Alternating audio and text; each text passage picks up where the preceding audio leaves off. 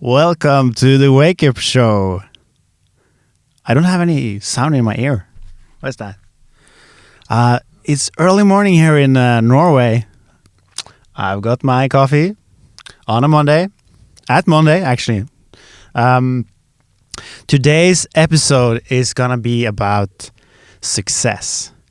Taking steps, baby steps. It is so in a world of that is where we kind of look into all these ideas about getting somewhere, reaching our goals, living our dreams, and everyone should have like a direction in life. Is the sound working? Well, yes, we have. Yeah, okay. But yeah. Now I can hear myself. You can hear yourself I now? always like to hear myself. Okay. It's so good.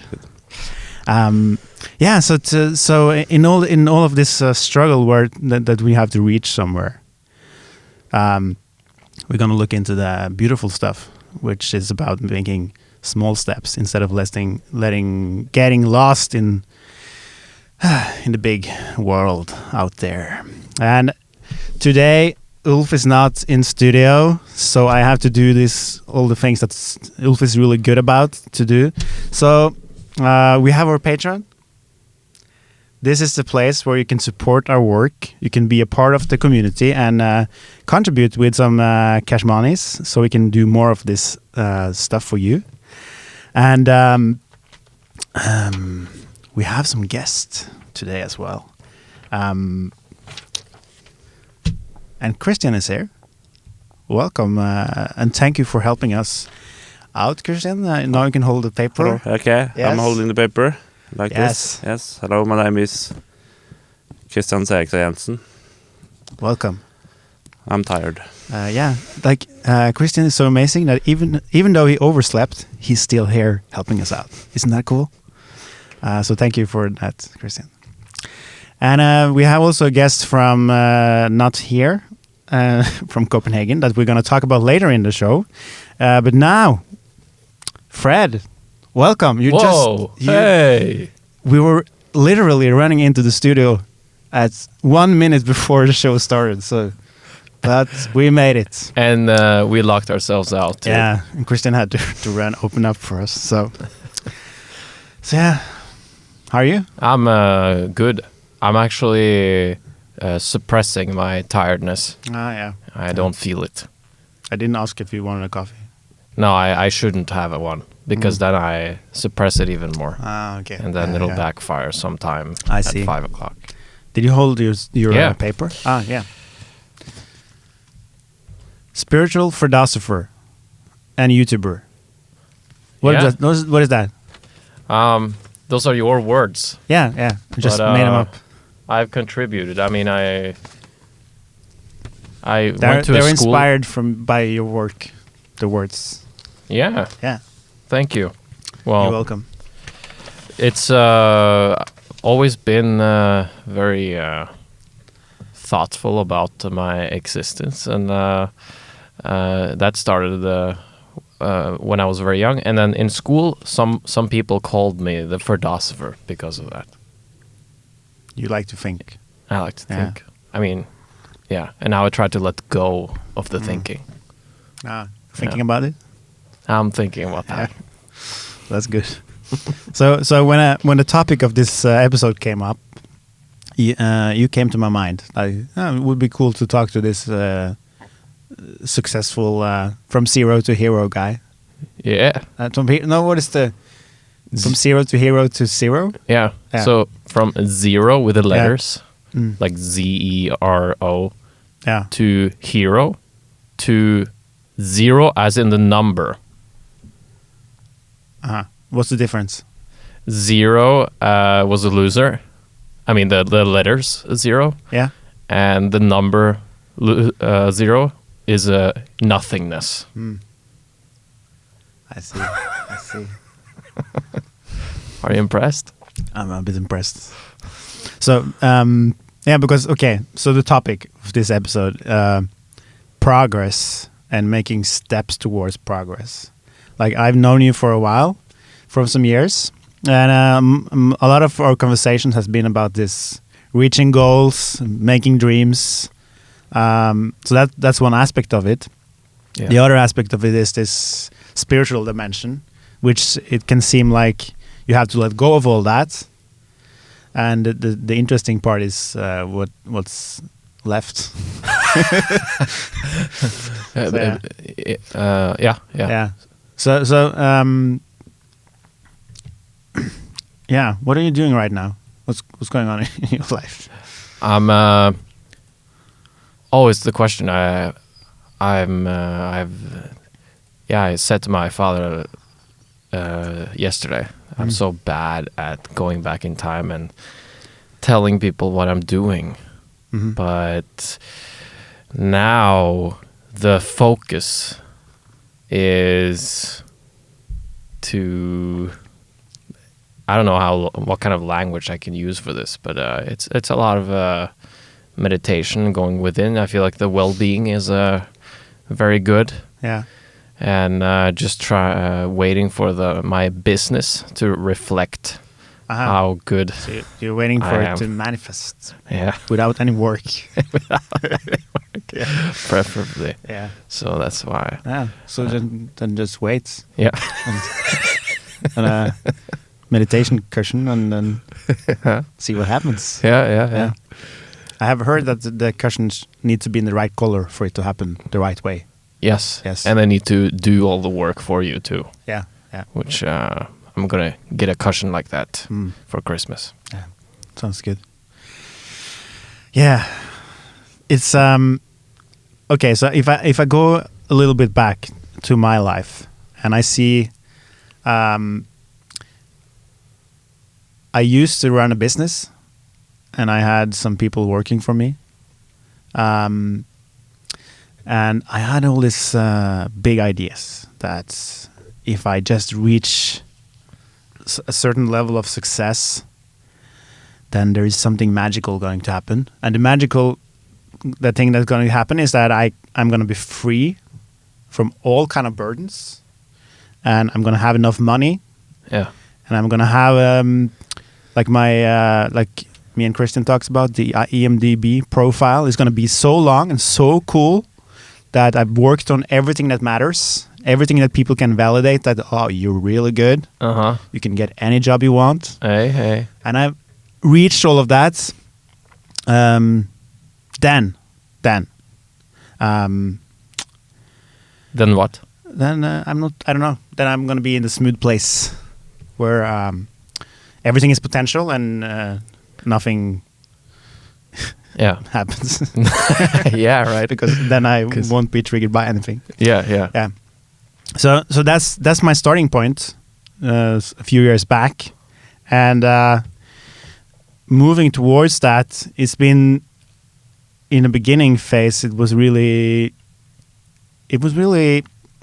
like I was invested in the big ideas. I also went to Anthony Robbins workshops in the US, and I was taught to dream big, and that how important it is to dare to dream and go for the big visions. Yeah. And that was cool. Need to turn on the studio lights so no one bothers us. I think for someone was Bothering us. It was a ghost. Thank you. I might have turned it off now. I don't know. Yeah. So where was I? So all these things, and there's nothing. There was a good phase because I was actually doing a lot of stuff and I was making success. Yeah. But there was a new phase where I started kind of feeling a bit drained of working so hard about everything all the time.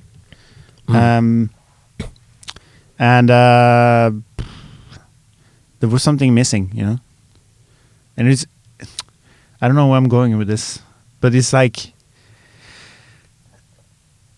the goals were so big that it felt always like if I wasn't doing anything, I was not going to reach it. Yeah. And if it wasn't happening grand scale tomorrow, it meant I didn't work hard enough.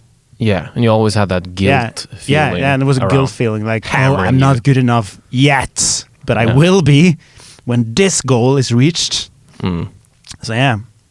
So what's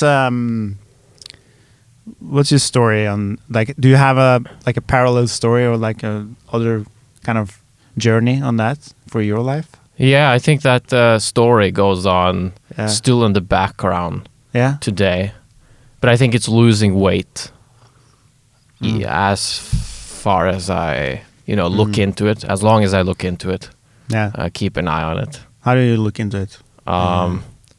Yeah, I mean, I think it's a mix of thoughts and beliefs that because of that you're not good enough, and I think those thoughts are very, very hard to see in the background. They may not go on like a background noise, like a narrator's voice in your head all the time, but they are like, if you go outside of your own box, your conscious box right now, they might be there controlling the show. And if you go out to an outer box, maybe you will see something there and you will expose them there. And perhaps there's another box, and you keep unpacking yourself. On the meditation cushion. Yes, that can do everything for you as well in your life. So you don't have to clean your house or do anything uncomfortable. Yeah, exactly. Just wait for it to happen. Yeah, because we're joking about it now, but what is your relationship to that kind of balance between working and allowing or meditating or just letting things happen? Yeah. And also the discovery in it. How did you discover the balance you have right now? Right. Yeah, I keep discovering it. Yeah, so I think the balance, I hope the balance merges into, well, I hope that both components merge into each other. The meditational part and the doing part. That they meet each other in some way. But how did you discover, like, when we first get to know each other, like probably 5-6 years ago or something, you were doing this YouTube thing, and the way we started to get to know each other was that I helped you with your YouTube channel, and you were on the kind of on this journey of success, like reaching subscribers and expanding your something, whatever it was. The comfort zone. I felt like I was expanding my comfort zone, but also in front of a lot of people looking at me and hopefully worshipping it. So I was I was also seeking, I mean, I enjoyed the attention that came with it, for sure. And then what happened? I realized that I couldn't keep the machine going forever. The whole, what's the next crazy thing I could do? And because I did our first project. Oh man, I'm gonna mention it again. But I was getting naked in public and doing various social experiments while no clothes. And Christian has seen it as well. Oh yes, he wasn't so inspired. He was thinking about doing it himself next week, I think. Yeah, that's what I was actually doing it before the show. Yeah, that's where we were late. Okay, Oh, he was late too? In the snow. Okay. Now that's an even braver thing to do.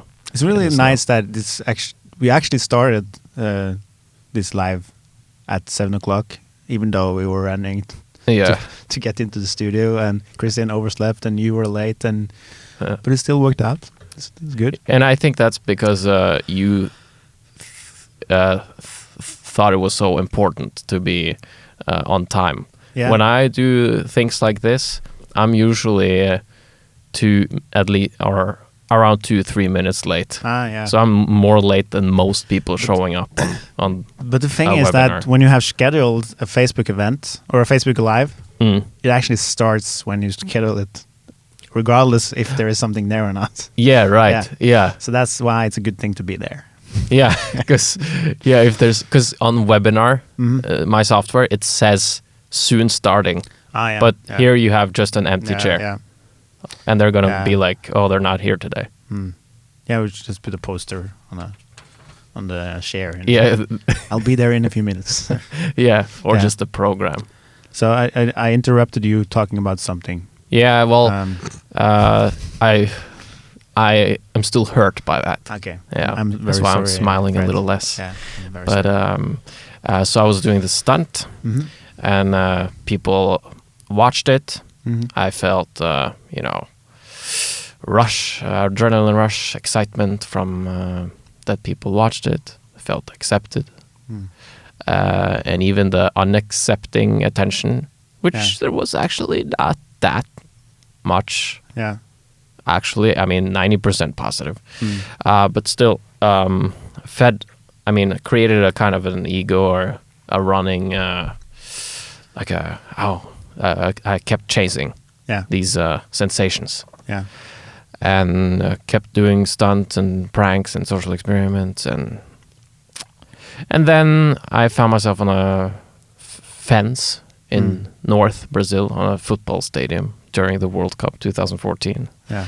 And I had this vision of streaking the game. It was between USA and Belgium in the åttondelsfinale. Well, Quarter something. Yeah, the game before the quarterfinals. Okay. Yeah. And I just felt the fear was too big. Yeah. And I hadn't. I had this ego of being the guy who would never back out, who's always gonna never had a limit. Yeah. I But then was you proud would of be that. so I awesome. felt, I was so awesome. But I have to keep it going. I had to. But it's like the interesting part about that is like when you, and I think we do this in our lives without realizing until we realize it though, but that we kind of run on the things we get feedback on without really listening if it's something that actually resonates with us, you know? Yeah. Like that kind of feedback, like your ego loved it and it was kind of fuel for your success story. Yeah. But on the other hand, you were so invested that you kind of felt proud of not listening to yourself in a way. Yeah. Yeah. Yeah, whatever. Yeah, because you had this mindset that I'm not the one that backing out. So if your body actually identifying. said no, then you would lose. Yeah. So even if I was a guy who always backed out, that would be my ego. Yeah. So that would be running the show. Whatever you identify with becomes the ego. Yeah. So how can we link this to baby steps, since that's the topic for this episode? Yeah. Well, that was baby steps into the ego, and then I had to take baby steps out of it and to this place where I am totally egoless right now, and I have no flaws and no shadows in my personality. Yeah, you look so clean. No right? patterns. Like just lights. Yeah, I feel purpose being that light in this room. That's good.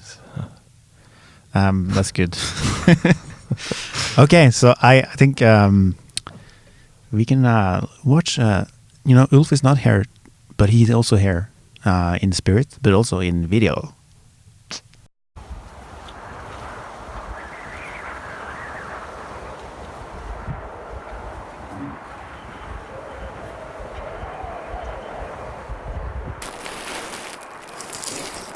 Baby steps towards baby steps to success. That's cool. It's like, the thing with babies, when they're trying to walk for the first time, they need to be willing to fail.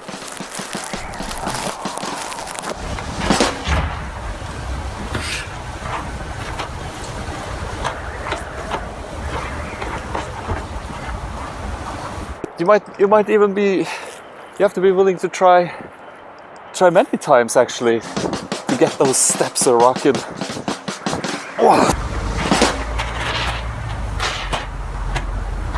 And cool thing is that if you're just there trusting your path and your feet, then you can actually succeed.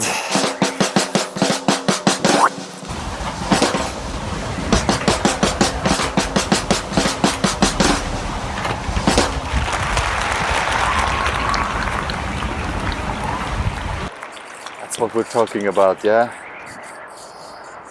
Baby steps.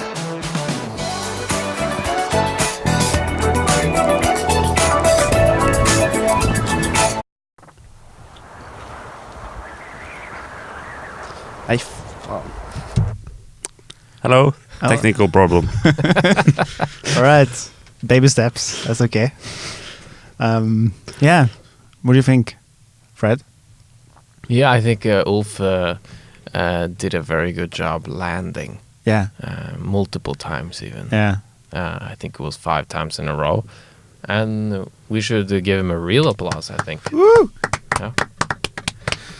So yeah, I really think that he points out the whole thing with baby steps, that we can be so invested in the idea of getting somewhere that we only measure our progress by, are we there yet?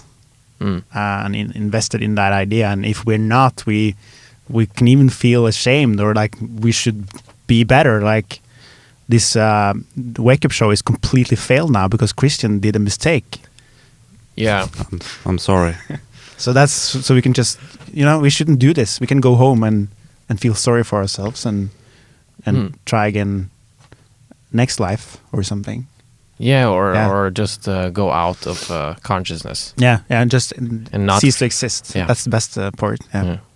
So I think that's the fascinating thing. Like when you realize that on a really deep level, that it's just a game. I can try again. I can do this. And there is no one else that can actually judge me for performing or not. It's like we still love Christian, even though he did something totally terrible and completely unacceptable. No, I'm just joking. So yeah, I'm used to hearing it. Yeah, okay.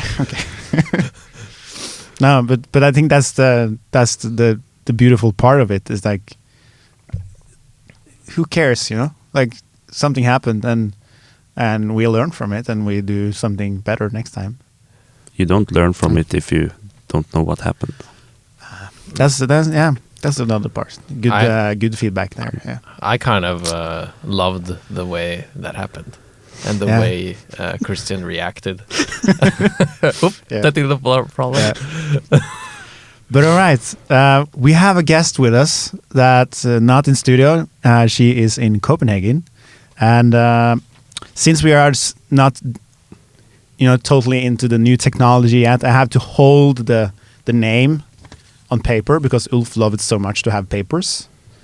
So our next guest is Heidi Kristoffersen from Denmark. Are we on? Fuck. Hello. Can you? We can't hear you.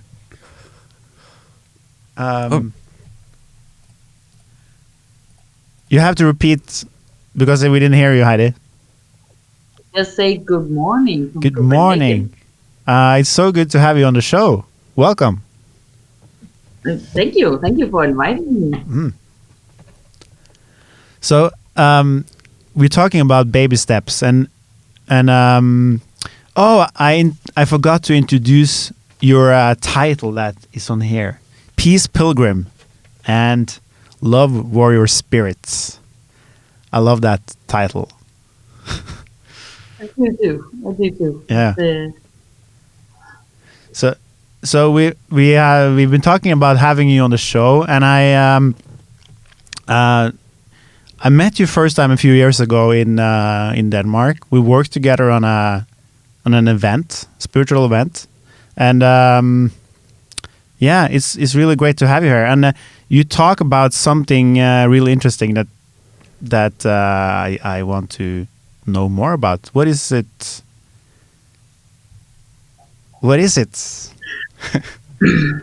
Well, I have a company called the Little Step, which is a method I've been using on my own life to get. I was kind of stuck in this meditation cushion, like we talked about a little bit earlier. I got a little impatient of waiting for something to happen, and I've always wanted to write a lot. And at some point I thought, okay, I'm going to be a writer. So I started writing, and then as soon as I started, decided this is what I want to do, I had hit the block. I couldn't write for months, and this is me who's writing, journaling, and all things. Everything just got stuck. And at some point, I had to figure out a way out, and I tried everything. And what did you try? I found. I tried to get out of the writer's block. I tried to force myself. I tried to write just a half a page, or I tried to get the writing starting again. And I got a suggestion that just write one word. I was like, how is one word is going to help me going anywhere? But I thought, okay, I've tried everything. And I just thought, okay, I tried writing one word. So I did. And I thought, okay, that was easy. And I thought, okay, this is interesting, because one word is what made me go through this writer's block. So I started to figure out, okay, what was that? And now I have a blog. I write, I don't even think about what to write. I just do it today.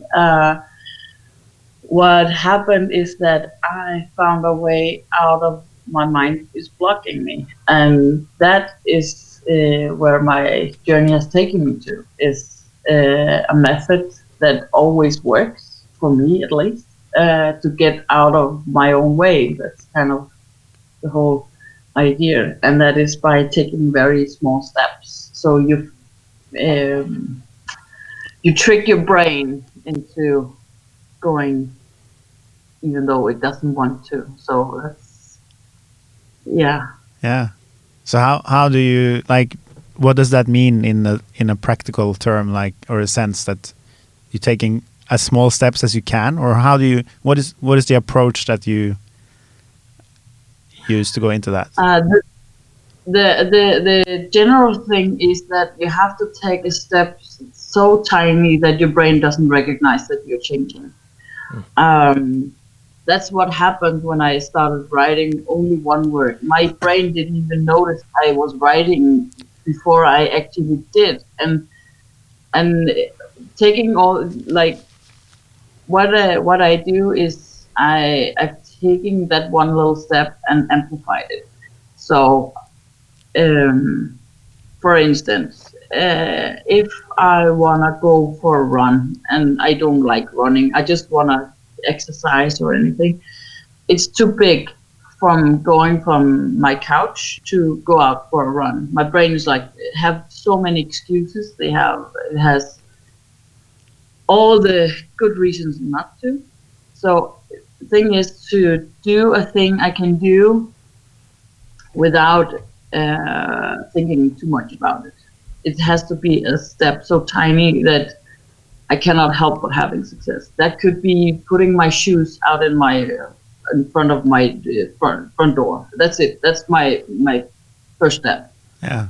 I don't have to put them on. I don't have to do anything. I just put them so I can see them. And then the next day I think, okay, I can see them, and that's it. That's at some point by accident I will put on the shoes when I go outside, and you know, it makes my brain like, okay, I can do that just for the fun of it. And when a few weeks ago, I was in this place where I wanted to tell the world, okay, this is really, really brilliant, and I really wanted to have this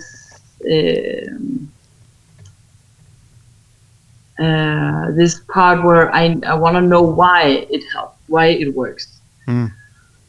And I stumble upon a thing called scarcity, which is this lack consciousness. Well, I don't know how to. It's not a. What I feel it's a huge overlooked concept in like a virus in our world. I mean, like you mean like the whole thing that we constantly coming from this place where we look at everything as we are not there yet, or we are not enough, or we are. Is that what you're talking about? Yeah, it actually, there were two psychologists who started researching what scarcity does to our brains, and the result is like, what? Why don't I know this? And I can see how it affects not just me as a person, but the whole society. The thing is that we when we are in this lack consciousness, like you said, we're not enough. We don't have enough money. We don't have enough love, enough food. As long as it's something we don't have enough of, our brains goes into this. We have to fix this problem because it's an emergency, and we go into this tunnel where this is the only thing we can focus, and it takes so little to trigger this tunnel. So even the mention of the word money will trigger my brain, which is interesting because when you don't have a lot of money and you go to work and someone talk about money at work, you actually have a difficult time taking care of your work. And this is not about abilities or how you grew up. It's actually just our brains hijacking us. And when I found out that, I was like, whoa, this is why baby steps actually works. Because what the baby steps do is to make you look outside the tunnel and say, okay, what is going on right here? Okay, I can take one little step out of this box and keep moving. So because what this tunnel does to you is that you don't care about the future issues.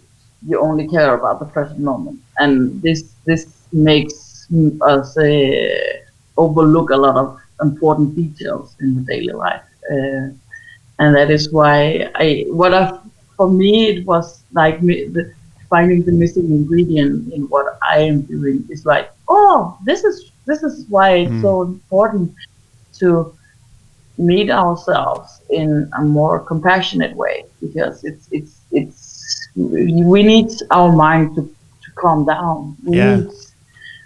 That's why meditation works, but it doesn't work if you, as soon as you move, you get all in your head again. So yeah, it's true.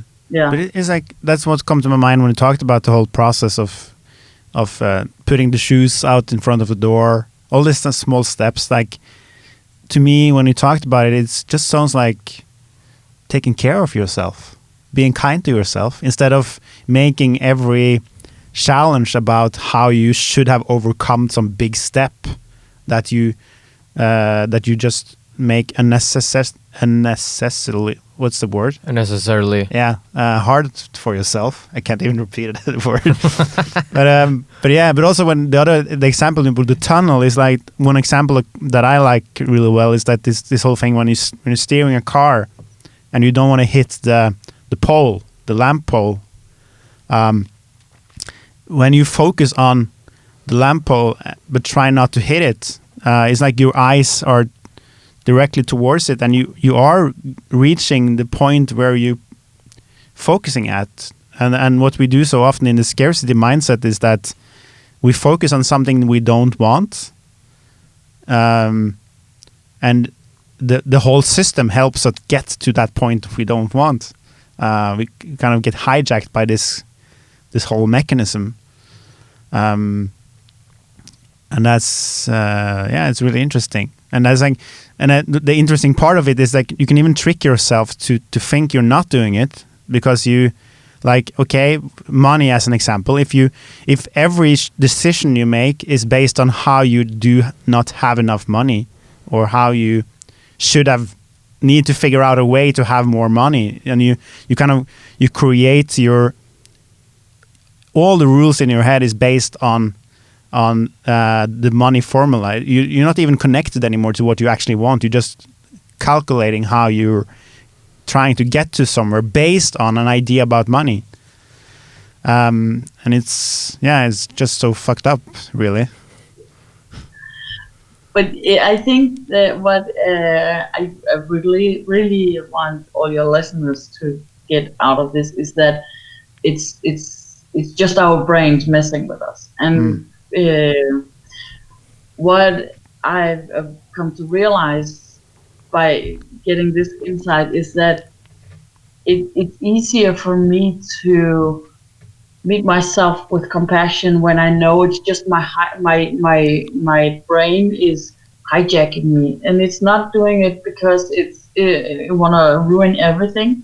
It's just a natural thing. We have a problem, and because I make it an emergency problem, my brain takes over and say, okay, we have to fix it. It's like you are facing a tiger or something back in the Stone Age or whatever. We have to fix this problem. So as soon as we figure out that we are in the tunnel, we have the control back, because then you have all the power to go outside the tunnel and say, okay. But at the same time, you can also choose to be in the tunnel, like choose to be, okay, I need 15 minutes just to do this, and then the world can wait. Because this is also a natural state that we are. I feel we need to honor too, that our brain is not there to ruin our lives. Our brains are there to help us, but we are the one deciding when or not to do what we want to do. And this. I think that's the importance of the work I'm doing, is to build the bridge between. It's me controlling my mind and not the other way around. Yeah, because that's. I think you need to be in a place where you can kind of separate yourself from like people talk about everything is in the brain, or everything is like you are the brain, so you cannot be responsible for yourself in a way. But it's actually important to realize that the brain is, or the mind is, just a tool in a way, like. And that you are more than just that tool, and then you can stop being so afraid of yourself in a way, and have more space and compassion to you just being a human being, and that's fine. Yeah. But the thing is, I think one by the video with Ulf is that allowing ourselves to make mistakes is so important. But when we take small steps, it's easier to make the mistakes, because if I make a mistake in a small scale, it's not dangerous. So it doesn't make it a big problem if this little step didn't work. Then I just take a new baby step. It's okay. But so many people are afraid of making mistakes. What if I take the wrong step? Like, it doesn't matter. I don't care if you put your shoes in front of the door or. But what about the reputation and all the people that would judge you and say that you failed and hate you forever?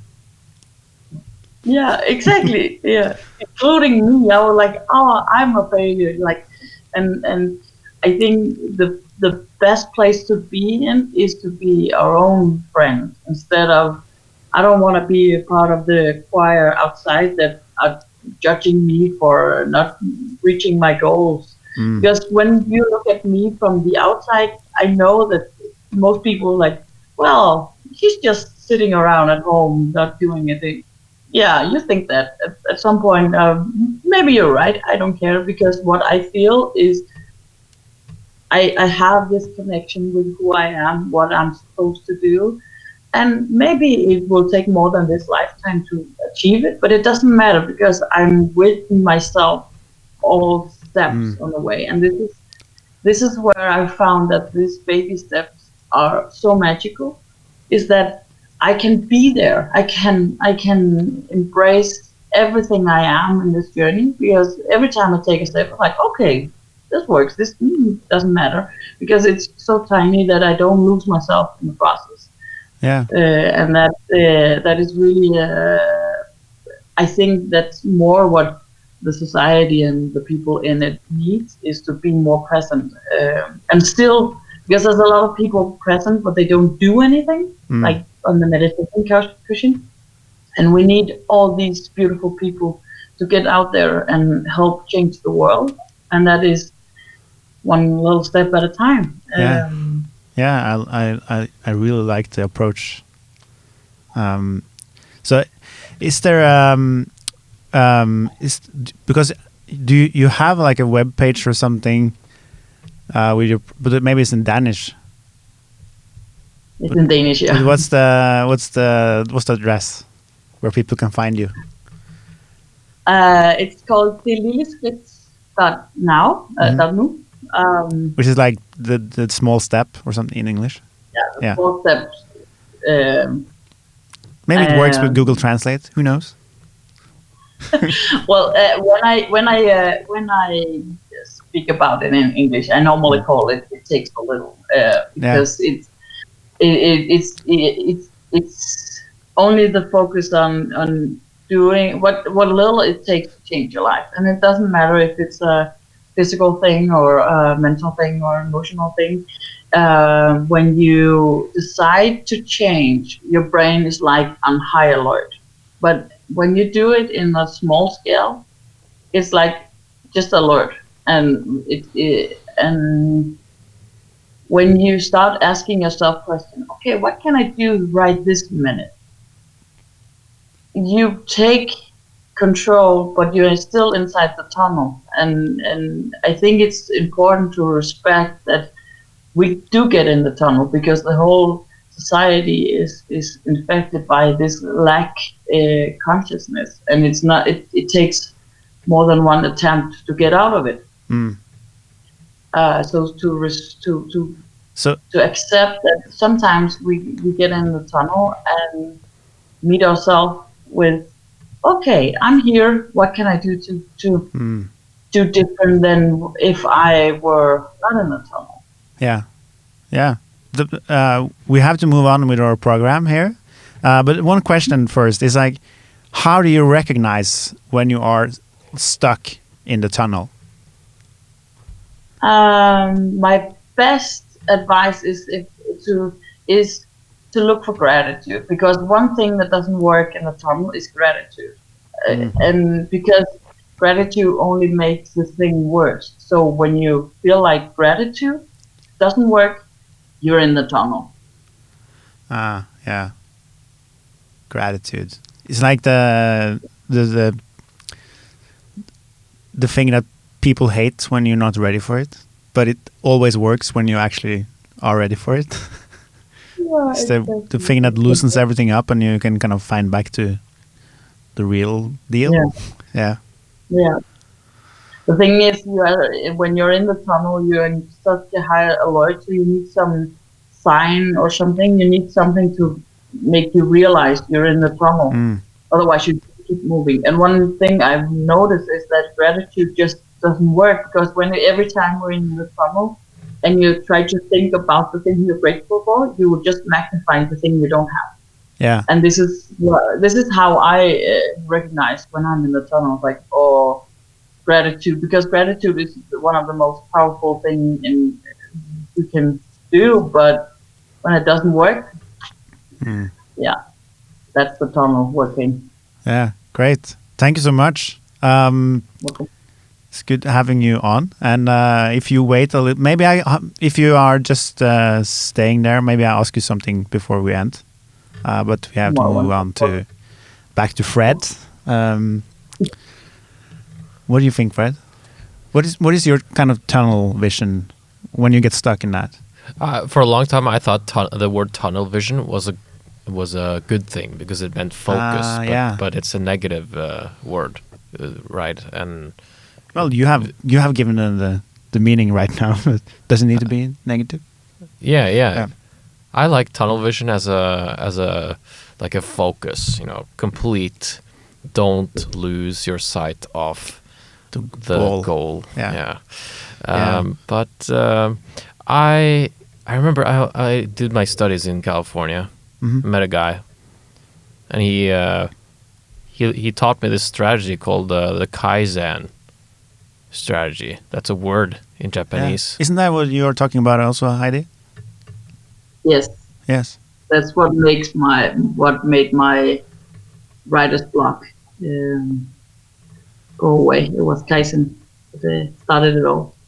Interesting. Yeah, I'll probably ask you about some resources that I and we people can use to get more insights into the Kaizen philosophy. But I'll just finish the story with this guy, and he said that if you can measure something, you can master something. So if you can measure it, you can master it. And he had this sheet where he had these activities that he wanted to get better in. These goals. It was meditation, and it was exercise, and a few other things. And he just needed to give himself a small little point of something. If it was writing for 5 minutes, he would just write 5 on writing. And then if he didn't feel like doing anything, or if he didn't do the activity, he would just write nothing, or he would just write a 0 or something. And the philosophy was that if you do this, if you keep doing it, the most important thing is that you just measure it in the end of the day. Yeah. Then your brain will start naturally getting inspired to do the thing. And that changed my approach to work, seeing it that way. And I've told a couple of my friends about this, and they have actually told me, the wisest thing or the smartest thing you ever said was that Kaizen, that slow growth mentality that you taught me. And so I'm so glad that I'm here this morning and hearing it over again. It's the thing I probably need to hear. I'm glad that I get to hear it again. I have a Kaizen sheet on my wall, but I'm not using it today. And I should definitely, I was saying that I was waiting for my business to reflect my enlightened insight. Yeah. That has no flaws, by the way, and no weaknesses. But I just wanted to, because it's the business is my thing now that I need to take care of, and finding a way to take baby steps, to walk very slowly, and still be on my cushion and enjoy it. But I wonder if this process works, because in the sense that something interesting that happened to me sometimes is that in this process of letting go of things and finding new ways of approaching life, it's like I can be in the tunnel and then try to apply all kinds of strategies, spiritual strategies, into the tunnel, still living inside of the tunnel, rationalizing how this thing is loosening up inside of the tunnel, but it's not really working. It's just like that I totally don't want to see that I'm in the tunnel, so I pretend I'm not. Does that make sense? Yeah. So in a spiritual sense, that I definitely find myself, and especially if I'm, as long as I'm living, that you can feel stuck, right? That's the tunnel. Yeah, feeling stuck. Yeah. I like going who is stuck, or there's probably some thought or some some story about I don't like being stuck, Yeah. and then until I find that voice, I'll get more unstuck. But it's a But it's also small. like with gratitude. Yeah, I really like what Heidi said about gratitude and how it's kind of a way to check in if you're in a tunnel or not. Yeah, I like that too. Yeah, because it makes sense that it always works outside of the tunnel, but not inside of the tunnel. Yeah. It's like a gear. So maybe second gear. Yeah. You know, when it's first it's trouble water, and then something that is first gear will work, but second gear, gratitude, will not work in that troubled road. Yeah. But what is the first gear if the road is troubled? The first one where the tunnel is going on. Yeah. So Heidi, No. what's the first gear? First, the gear is to stop. Whatever you're doing, just stop it. Don't like if you're not if you're driving, that's for sure. But everything else, you just stop what you're doing. Just take 10 seconds, look around, just feel into where are you, which state are you in. Just notice where you're going, and that's always the first move, is to stop. Because when you're in the tunnel, you just keep moving. You keep looking for the next quick fix. So the first is always to stop, whatever you're doing. When you do that, it doesn't have to stop, like meditate for half an hour. Just stop. If you're opening the refrigerator door because you're going to have yet another snack, just stop. You don't have to move away from the fridge. Just stop. Look at what you're doing, take in like a status inventory inside yourself, and just listen to what thoughts that comes. Because what habits does to us is that we notice when they are done. When you stop while you're doing it, just to notice, you will figure out what started it, and that's how you change your behavior. Because you cannot change it while you're doing it, you have to change it before you start it. And that you have to know when it's starting. So the first step is always to stop, whatever. It reminds me of something I used to say, which is like, whenever you are in a rush, like you feel the pressure, like, okay, I'm running out of time. There is something needing to happen right now. I need this success. I need this, come to this place, or it's kind of this deal that I can only get today. If I'm waiting for tomorrow, it's too late. Then you're not here. You know, you're deep inside of the tunnel. Because you try to see the light in the end of that tunnel, and you need to rush towards it, and then you're not actually present. You're stuck. Yeah. In an idea that some kind of fix is gonna get you something. Yeah. So yeah, we are at closing in. So how do you conclude this, guys? Heidi, do you have like a conclusion or some last words you want to drop in with us? I think I want just to remind you, don't believe everything you think. That's what I want to bring to you, is that your mind is full of shit most of the time, because it makes stuff up all the time to make things more seem real. But I'm so smart. It's not my word. It's a thing I've read somewhere. I've just grabbed it. And hold on, every time I get stopped and something, like, don't believe everything you think. So that's I think that's what I wanna. Yeah, that's a good thing to remind yourself. It's so easy to get engaged with your own thinking and make it real, and And the interesting thing when you make your thoughts real, so real that you invest in them as being true all the time, is that you use that evidence to look for more evidence to make it true, and you can go on these long rants about how fucked up something is. Like the example with Christian is like he overslept today, and it's always fun to use you as an example. And then he's presented with a choice of making that the rest of his day a failure or like a stress project because everything kind of started off on the wrong feet. So I'm presenting you with choices now, Christian. So you can go into rants in your own mind about making that a problem, and making it bad, making it something.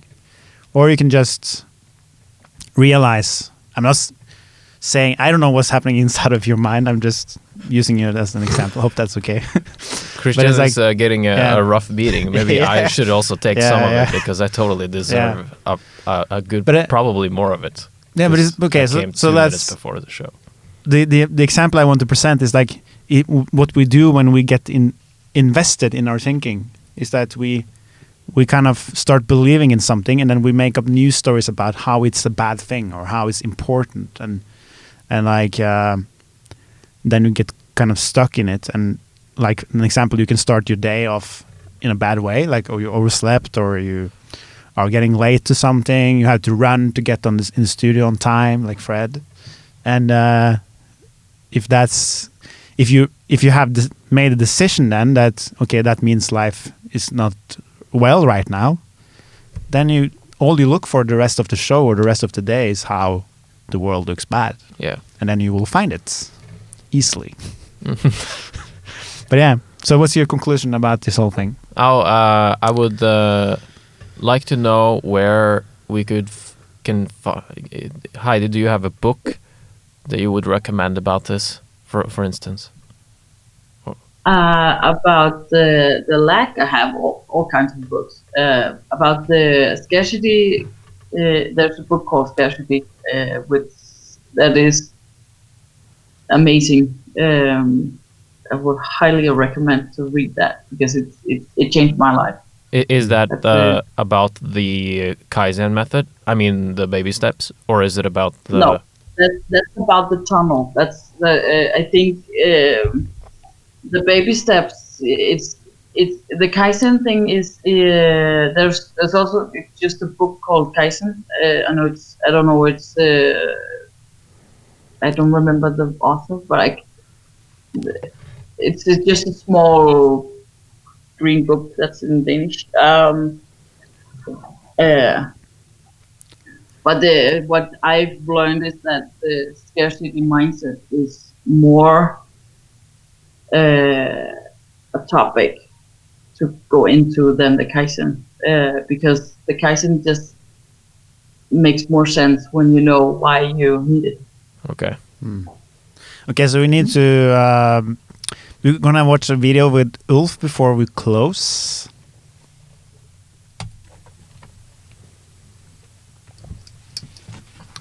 Hi, fellas. So I've been, as you all know, searching the internet far and wide to find, well, the weekly quotes, and I do believe that this time around I've found the perfect one. So let me just, this piece of paper. Ready, fellas? Wrap this. Okay, here we go. If you want to make the world a better place, take a look at yourself and then make the change. It's Michael Jackson. Well, that's something to... Well, that's something to sort of aim for, right? Yeah. Thanks, guys.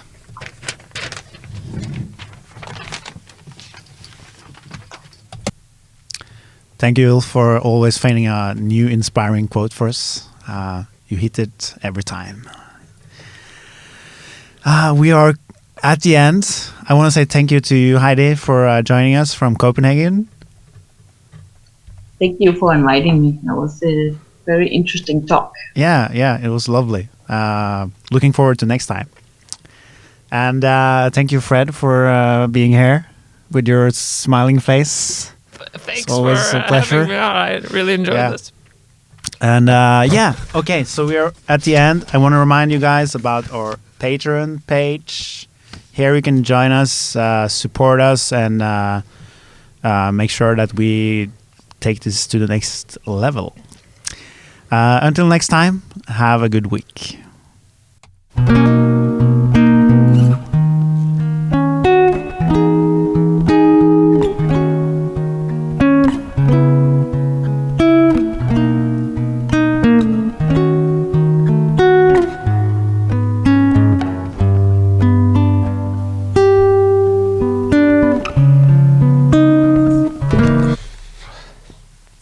Her var det mye tekniske problemer.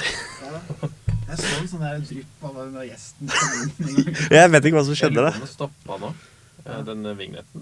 Eller altså den. Faen. Han er...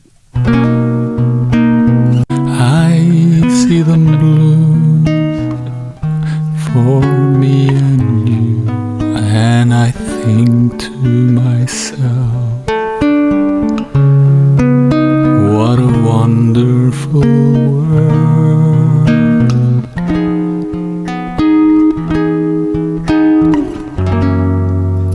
I see skies of blue and clouds of white, the bright blessed day, the dark sacred night, and I think to myself, what a wonderful world.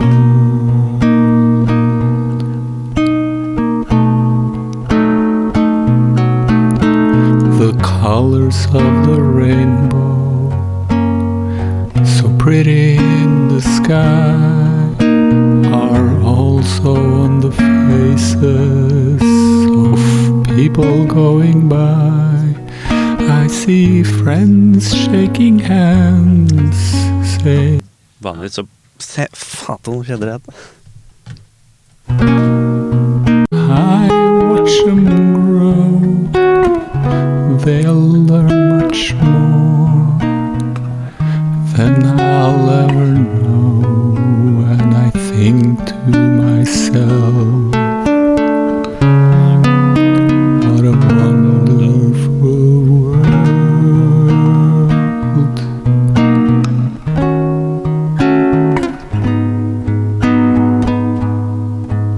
Yeah, I think to myself,